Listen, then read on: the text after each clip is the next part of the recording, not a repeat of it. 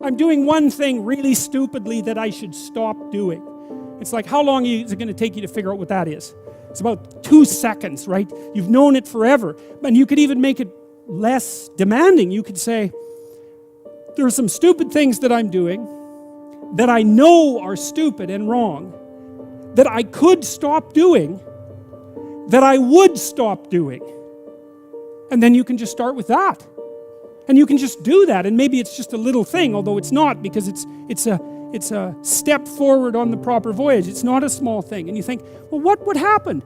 You could say, let's do this for a year or even a month. Just try not to do things you know to be stupid and wrong for a month. And that means not to say things you know to be stupid and wrong as well. Maybe that's the most important thing. Just do it as an experiment. See what happens. And it's so fun because I have people writing to me from all over the world who are saying they're doing that. They're saying, well, you know, I cleaned up my room and then I stopped saying stupid things and my God, it's like things are way better. It's like, who would have guessed it? You know? And so it's low-hanging fruit, man. Because that's the other thing. If there's a lot of things wrong with you, then it's really easy to start fixing it, you know? There's so much territory that you can inhabit. I will make of thee a great nation. I will bless thee. That's good. I mean, the whole nation thing, that's positive, but to have God on your side, that's, you know, you might want that when things get rough. That would be good. And make thy name great, and thou shalt be a blessing. Wonderful.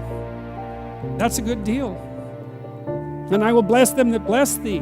That's good too. And curse him that curseth thee. And in thee shall all families of the earth be blessed. That's something.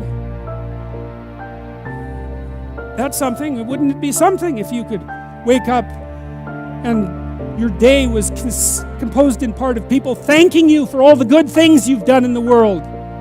Wouldn't that be good? It's not impossible for that to happen. So Abram departed.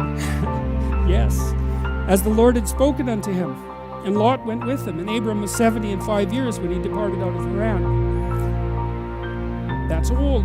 Now Abraham lives a long time, but this is also part of the story. So he has a wife who can't have children. He has nothing. Obviously he's been hanging around Dad's shack for a little too long, given that he's 75, right? It's time to get a fire lit underneath him a bit.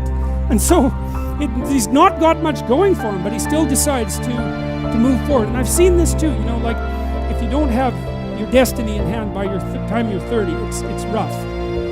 You start hurting. And if you don't have your destiny in hand by the time you're 40, then you really start hurting. And 40 is a real fork in the road. The fork in the road, that's always where you meet the devil, by the way.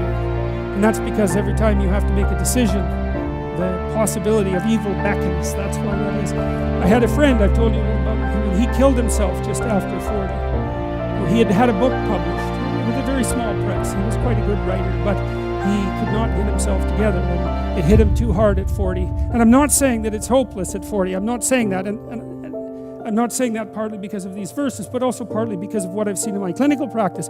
I've had people come to me who have had very chaotic and ill-spent lives, let's say, who were in that neighborhood of age. And it's true for people who are older as well, who then decided to make a real effort and to try to make where they were better, you know, instead of being bitter about where they weren't, because that's the bitterness that really does you in.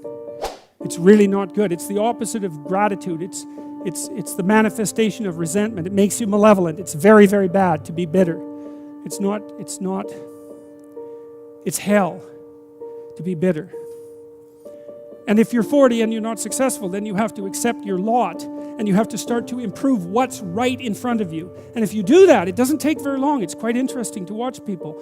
Things can be a lot better in 6 months and they can be way better in 2 years. Like, it's a struggle, uphill struggle, but it's by no means impossible. And I don't know, again, what the limit of that is. I suppose it depends to some degree on the degree of your commitment. But anyway, so it's another indication of the real validity of this story. God isn't setting this up to be easy, right? Abraham's old, and his wife is old too, and more than that, she's barren. How is he going to be the father of nations? How is he going to be successful? Well, the initial departure point is insufficient, radically insufficient. And that's very inspiring, because it means that you can start from where you are.